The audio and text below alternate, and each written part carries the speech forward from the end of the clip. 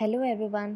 Today we are going to discuss important case laws of 2020 till the month of June. So first case we have is in rare contagion of COVID-19 virus in Children Protection Home 2020. इन रे का क्या मतलब होता है? See generally जब भी हम कोई केस का नाम देखते हैं तो उसमें ए वर्सेस बी लिखा होता है, लेकिन जब भी किसी केस में अपोजिट पार्टी ही नहीं है तो वहाँ इन रे यूज़ किया जाता है. So it simply means in matter of और इन रिगार्ड टू. तो जब भी कोई कोर्ट सुओ मोटो एक्शन ले रहा है, यानी कि खुद से ही कोई अगर एक्शन ले रहा है, या फिर कोई स्पाउस है जो कि बच्चा गोद ले रहा है, तो इन सारी सिचुएशंस के अंदर इन रे टर्म जो है वो यूज़ किया जाता है. इस केस में भी कोर्ट ने सुओ मोटो एक्शन लिया है ताकि कोविड-19 वायरस के इन्फेक्शन से बच्चों को प्रिवेंट किया जा सके. अब जुवेनाइल जस्टिस एक्ट जो है उसके अंदर children in need of care and protection and children in conflict with law, ये दो तरह के चिल्ड्रन जो हैं उनके बारे में बात की गई है. सो यहाँ पर इन शॉर्ट हम देखते हैं children in need of care and protection means those children who have not done anything wrong, लेकिन उनको स्पेशल केयर एंड प्रोटेक्शन की ज़रूरत है. कब हो सकता है ऐसा? Suppose if some person is orphan और उसके पेरेंट्स हैं लेकिन they are not able to take care of that child, या फिर उसको कोई डिज़ीज़ है, या फिर उसके पेरेंट्स जो हैं वो उसका अब्यूज़ कर रहे हैं किसी भी वे में, तो कोई भी रीज़न की वजह से उस बच्चे को केयर एंड प्रोटेक्शन की ज़रूरत है. Second thing we have is children in conflict with law, यानी कि वो बच्चे जिन्होंने कुछ क्राइम कमिट किया है, जिन्होंने कुछ रॉन्ग किया है, तो उनको हम अक्यूज़ड या फिर ऐसे वर्ड नहीं यूज़ करते हैं, we say they are children in conflict with law. उसके अलावा जो भी इंस्टीट्यूशंस बताए गए हैं इस एक्ट के अंदर, जैसे कि फॉर एग्जांपल कोई भी इंस्टीट्यूशंस हैं या फिर कोई अथॉरिटीज़ हैं like child welfare committee, then juvenile justice board, then child care institution, foster home, observation home, ये सारे जितने भी हैं, या फिर गवर्नमेंट हुई स्टेट एंड सेंट्रल गवर्नमेंट, तो उनके लिए सुप्रीम कोर्ट ने गाइडलाइंस इशू की हैं. अब इन गाइडलाइंस के थ्रू कोर्ट जो है वो क्या चाह रहा है कि जो वायरस है उसका स्प्रेड हम कम कर सकें. और जैसे कि first very important thing we have is जो भी ऑब्जर्वेशन होम रहेंगे जहाँ पे उन बच्चों को रखा जाता है जो कि इन कॉन्फ्लिक्ट विद लॉ हैं, यानी जिन्होंने कुछ क्राइम कमिट किया है, तो उन लोगों को टेम्प्रेरी बेल पे रिलीज़ किया जा सकता है इस कोविड-19 के पैंडेमिक को देखते हुए, unless and until we have some reasons जिनकी वजह से हम उसको नहीं छोड़ सकते हैं. उसके अलावा क्या गाइडलाइंस दी हैं कि फॉर एग्जांपल वीडियो सेशंस जो हैं वो हम टाइम टाइम पे कंडक्ट कराएंगे, जिनमें बताएंगे कि कैसे आप मेजर्स यूज़ कर सकते हैं, कैसे आप हार्म जो है इसके रिस्क को कम कर सकते हैं, देन किस तरह से आप थ्रू वीडियो कॉन्फ्रेंसिंग, व्हाट्सएप या जितने भी आपके पास सोर्सेज हैं उनके थ्रू किस तरह से मॉनिटर कर सकते हैं चीज़ों को. फिर गवर्नमेंट जो है जब भी कोई इंपॉर्टेंट सर्कुलर पास करेगी तो उसका नोटिस जो है वो उसको इन इंस्टीट्यूशंस को भी प्रोवाइड करना होगा. फिर बच्चों के लिए फेस मास्क हुए या सोप्स हुए अच्छी क्वालिटी के, डिसइंफेक्टेंट्स हुए जैसे कि ब्लीच है, अल्कोहल बेस्ड डिसइंफेक्टेंट हैं, इन सब चीज़ों को प्रॉपर्ली आपको प्रोवाइड करना है इन जगह पे. एंड जो भी अच्छी क्वालिटी का फूड है, ड्रिंकिंग वाटर है, क्लीन क्लोथ्स हैं, मेंस्ट्रुअल हाइजीन प्रोडक्ट्स हैं, तो इन सब चीज़ों को भी रेगुलरली आपको being government, whether you are state और सेंट्रल गवर्नमेंट, आपको इन चीज़ों को इन इंस्टीट्यूशंस में प्रोवाइड करना है. देन पॉजिटिव हाइजीन को मेंटेन करते हुए सोशल डिस्टेंसिंग को भी मेंटेन करना है.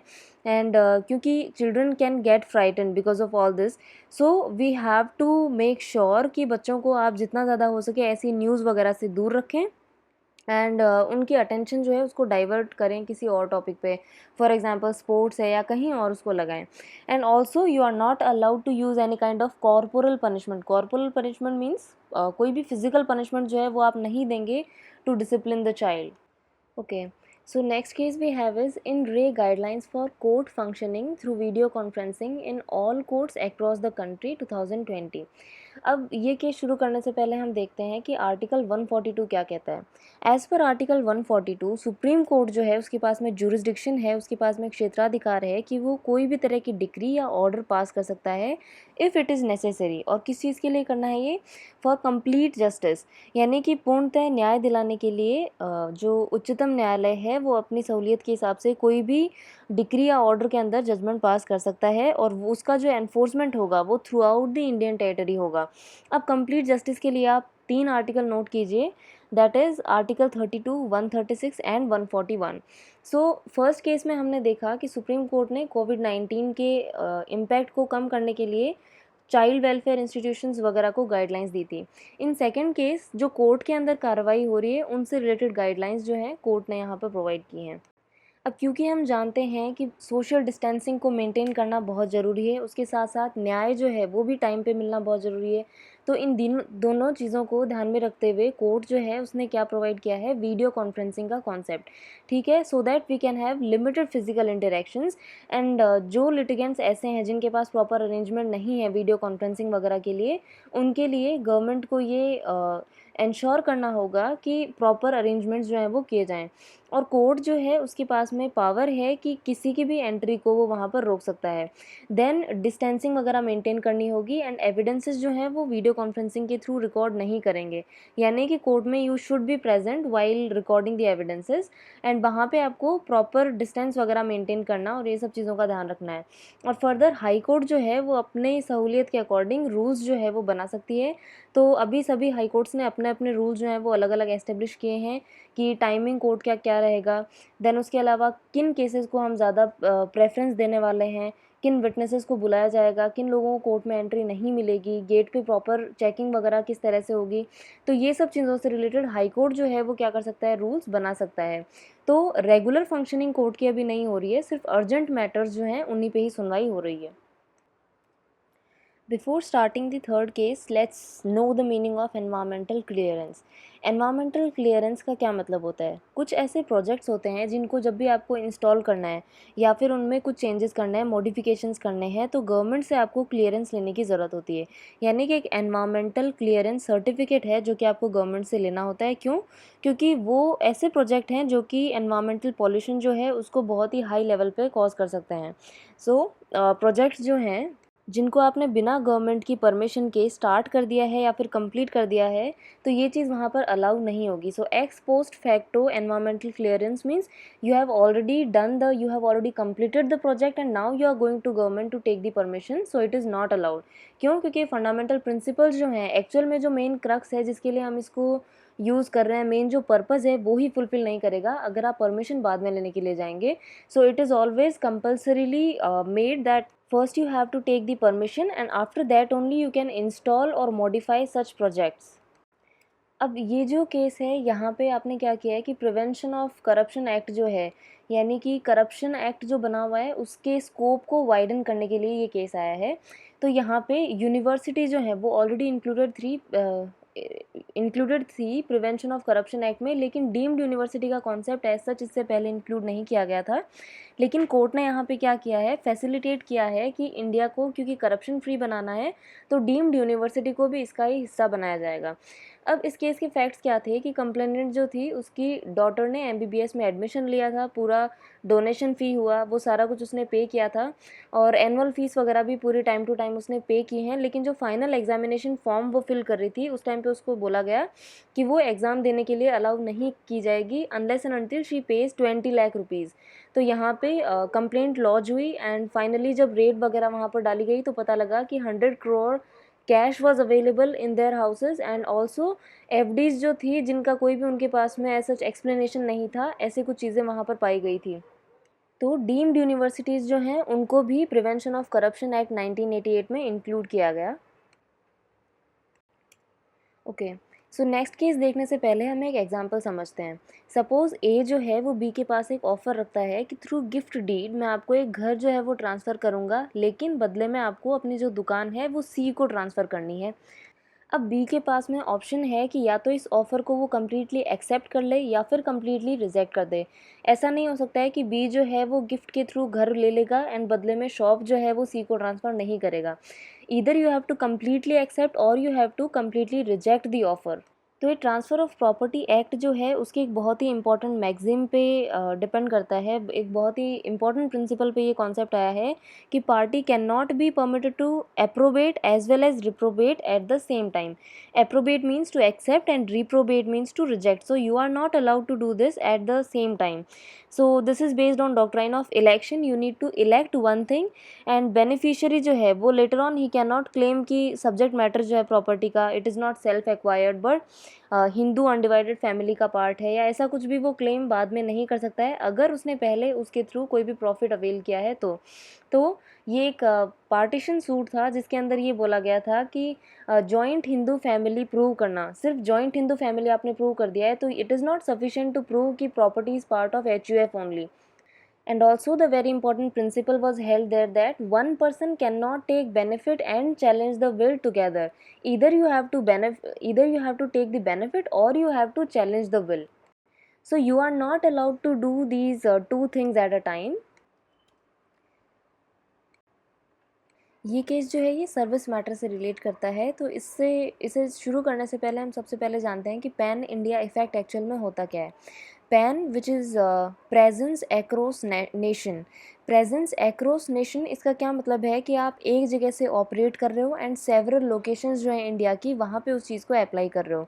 सो anything that applies to whole of India signifies pan India effect. यानी कि let's take an example, suppose यहाँ पे बैठ के आपने कोई भी जजमेंट दिया है ABC प्लेस पे एंड इसका जो एक्चुअल में इफेक्ट होगा वो पूरे इंडिया पे अगर हो रहा है then that is known as pan India effect.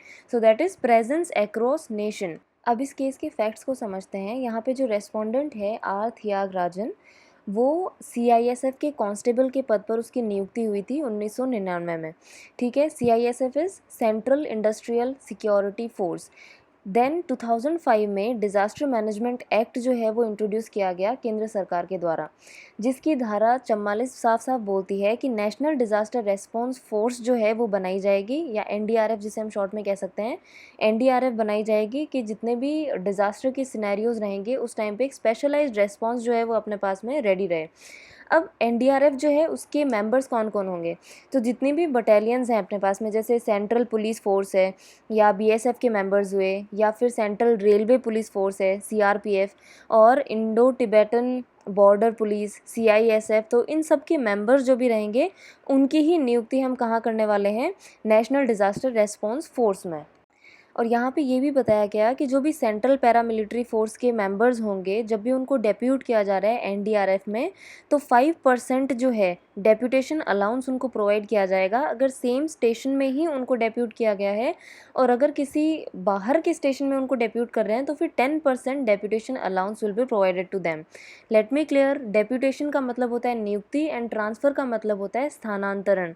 यानी ट्रांसफ़र के अंदर पेरेंट डिपार्टमेंट जो है वो आपका सेम रहता है, इक्विवेलेंट पोस्ट पे ही आपको क्या करते हैं किसी और डिपार्टमेंट में, यानी सेम डिपार्टमेंट में किसी और प्लेस पे आपको ट्रांसफ़र किया जा रहा है.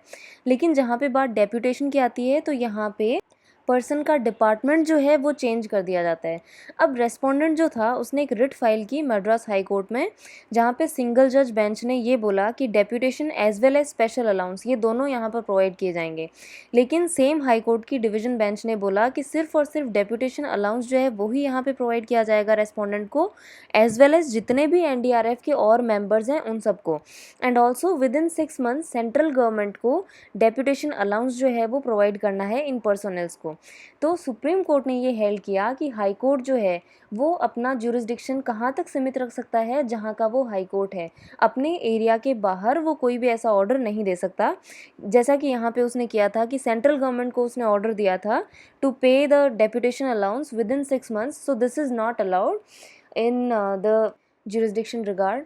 तो कई बार क्वेश्चंस एग्ज़ाम में आ जाते हैं, तो MCQs वगैरह नहीं, प्रिलिमिनरी एग्ज़ाम में मोस्टली ऐसी चीज़ें पूछी जाती हैं कि कौन से केस में ये चीज़ हेल्ड हुई थी. So you need to remember the name of the case as well as जो जजेस हैं वो भी आपको यहाँ पर याद रखना होता है.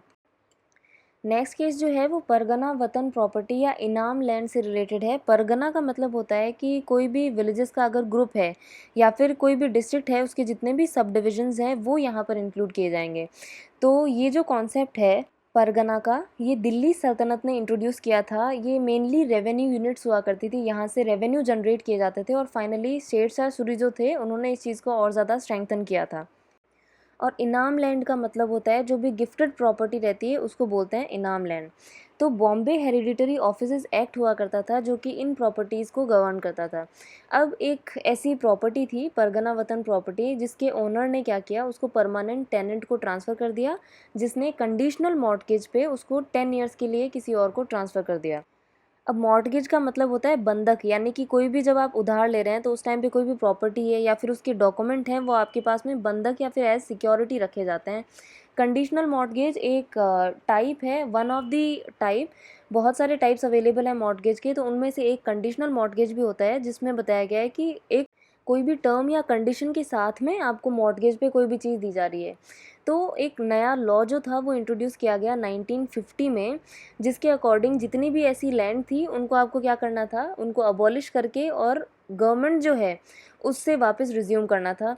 सो यहाँ पे एम्पावर्ड थे कि आप क्या कर सकते हैं, रीग्रांट भी कर सकते हैं। Let's take an example, suppose कोई भी परगना वतन प्रॉपर्टी है तो उसको आपको गवर्नमेंट को देना है, और अगर आप चाहें तो गवर्नमेंट से उसको वापस भी ले सकते हैं एक पर्टिकुलर अमाउंट पे करके।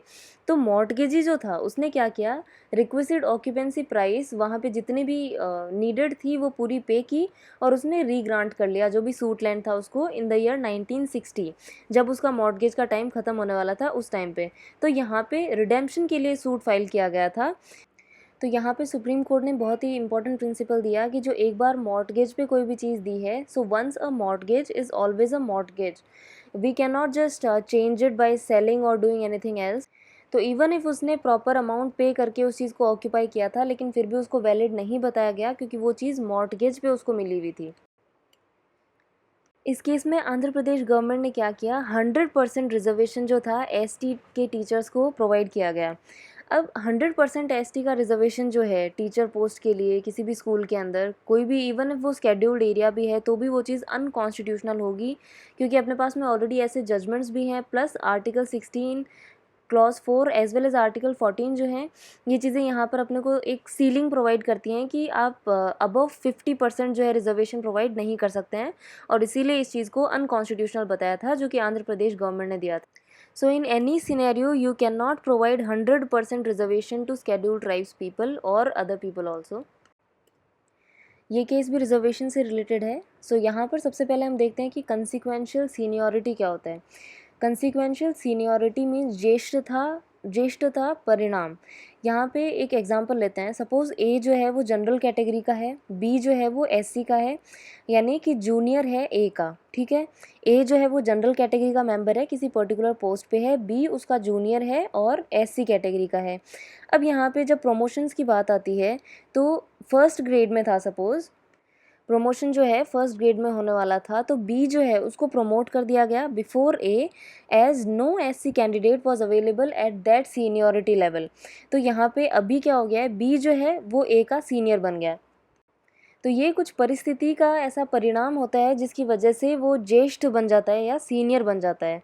अब आर्टिकल 16(4)(a) जो है वो साफ साफ हमें ये बताता है कि state government is empowered, not only state government but central government, both are empowered to make any kind of change. और जितने भी जैसे प्रमोशन की बात है कंसिक्वेंशियल सीनियरिटी से रिलेटेड, वहाँ पे वो क्या कर सकते हैं, रिजर्वेशन प्रोवाइड कर सकते हैं टू एससी एंड एसटी।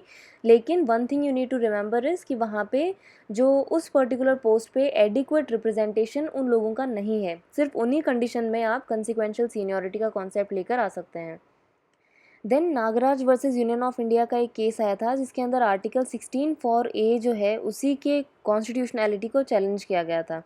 तो इस केस में बताया गया कि ये आर्टिकल जो है ये वैलिड है, लेकिन यहाँ पे 3 कंडीशन जो है वो फुलफिल होनी चाहिए, not only one of them but all these 3 conditions should be fulfilled. और quantifiable data, I repeat quantifiable data जो है वो आपको कलेक्ट करना है इन 3 चीज़ों से रिलेटेड। नंबर 1, एससी एसटी जो है वो सोशली या फिर एजुकेशनली बैकवर्ड होना चाहिए उस पर्टिकुलर प्रमोशन के बात जहाँ पर हो रही है, जिस पर्टिकुलर फील्ड की या जॉब की बात हो रही है वहाँ पर। Second thing, SC ST is not adequately represented in this kind of higher bureaucracy. And also SC ST reservation जो है उसका इफेक्ट जो है बाकियों के एफिशिएंसी पे नहीं आना चाहिए, मतलब कि जो ओवरऑल एफिशिएंसी है उस चीज़ को इफ़ेक्ट नहीं करना चाहिए। तो अगर ये 3 चीज़ें फुलफ़िल हो रही हैं, इन तीनों चीज़ों से रिलेटेड अगर आपको क्वांटिफाइबल डाटा मिल रहा है तभी आप रिजर्वेशन जो है प्रमोशन में लेकर आ सकते हैं, otherwise it is not allowed. So इस केस में फिर से ये चीज़ रिपीट की गई थी कि no reservation in promotion without examining adequacy of representation in promotional post. तो एडिक्वेसी जो है वो आपको प्रॉपर्ली एग्जामिन करनी है, उसके बाद ही आप प्रमोशन के अंदर रिजर्वेशन प्रोवाइड कर सकते हैं, otherwise it is not allowed. Next case जो है उसके अंदर कॉन्स्टिट्यूशनल वैलिडिटी को अपहेल्ड किया गया था of rule 135 of raw rules. तो रॉ के जो मेंबर्स हैं उनसे रिलेटेड एक रूल बना हुआ है कि सेंट्रल गवर्नमेंट के पास में ये पावर है कि वो उनको रिटायरमेंट दिला सकती है रॉ के जितने भी ऑफिसर्स हैं, अगर उनकी आइडेंटिटी डिस्क्लोज हो गई है तो। क्योंकि हम जानते हैं कि रॉ ऑफिसर्स जो हैं वो सीक्रेट लेवल पे काम करते हैं, उनकी आइडेंटिटी कभी भी डिस्क्लोज नहीं की जाती है। तो किसी भी वजह से अगर उनकी आइडेंटिटी डिस्क्लोज होती है तो सेंट्रल गवर्नमेंट इज़ एम्पावर्ड कि उनकी आइडेंटिटी को एक्सपोज होने के बाद उनको आप रिटायरमेंट जो है वो दिला सकते हैं। तो कॉन्स्टिट्यूशनल वैलिडिटी जो चैलेंज की गई थी उसको यहाँ पर सुप्रीम कोर्ट ने अपहेल्ड किया और बोला कि रूल 135 जो है वो वैलिड है। इस केस में सुप्रीम कोर्ट ने ये हेल्ड किया था कि जो भी प्लॉट्स हैं जिनको आपने ओपन स्पेस के लिए या फिर गार्डन के पर्पज़ के लिए रखा हुआ है, वहाँ पे किसी भी तरह का कंस्ट्रक्शन जो है it is not allowed, and this is done for the benefit of protection of environment. Thank you.